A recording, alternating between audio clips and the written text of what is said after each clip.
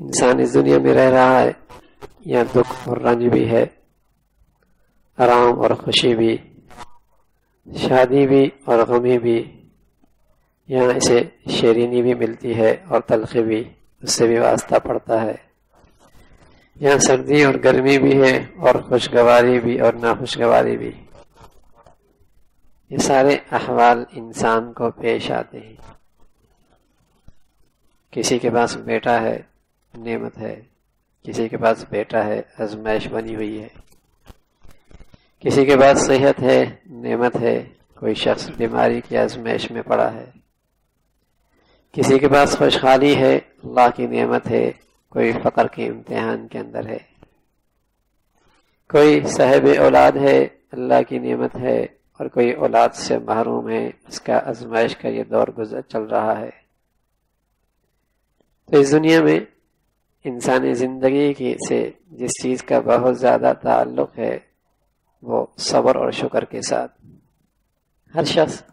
کسی ایک خانے میں زندگی گزار رہا، یا اخلاق کا صبر کا پہلو اس کی طرف متوجہ ہے یا شکر کا پہلو اس کی طرف متوجہ ہے۔ آیا وہ صابر بنتا ہے یا بے صبری کرتا ہے، شاکر بنتا ہے یا ناشکری کرتا ہے۔ تو یہ مختلف احوال انسان پہ رہتے ہیں، اس لیے اللہ پر جو لوگ ایمان رکھتے ہیں ان کا حال تو یہ ہوتا ہے کہ وہ دکھ اور جب مصیبت پیش آئے تو وہ مایوس نہیں ہوتے، بلکہ ایمان کی وجہ سے صبر اور ہمت سے اس آزمائش کا استقبال کرتے ہیں، اور دل میں یقین تازہ کرتے ہیں کہ میرا یہ مولا کی طرف سے ہے، اور میرا مولا مجھ پہ پیار کرتا ہے مجھ سے، اس سے بڑا رحیم کوئی نہیں، اس سے بڑا حکیم کوئی نہیں، اور وہی ہمیں اس دکھ اور درد اور مصیبت سے نجات دلانے والا ہے۔ اور جب اس بندہ مومن پر کوئی حالات سازگار ہوں، چاہتے اس کو پوری مل رہی ہوں، خوشی اور شادمانی کا سامان میسر ہو، تو اسے بھی وہ اپنا قوت بازو کا کمال نہیں سمجھتا، اسے بھی اپنے وہ قوت بازو کا کمال نہیں اتراتا نہیں، عجب نہیں آتا، تکبر نہیں کرتا، بلکہ یہ سمجھتا ہے کہ یہ محض اللہ کا فضل ہے، اس کا شکر ہے، اور جب چاہے اپنی بخشی ہوئی نعمت کو چھین لے، جب چاہے اپنی نعمت لے لے، اس لیے وہ اس نعمت پہ اللہ کا شکر ادا کرتا ہے۔ رسول کریم صلی اللہ علیہ وسلم نے اپنے امتیوں کو صابر شاکر بننے کی تلقین فرمائی ہے کہ مومن کبھی مصیبتوں میں، ناکامیوں میں اور غم اور رنج کے تسلسل میں کبھی وہ مایوس نہیں ہوتا اور دل شکستہ نہیں ہوتا کہ کہیں اس کی عملی قوتیں ضائع نہ ہو جائیں۔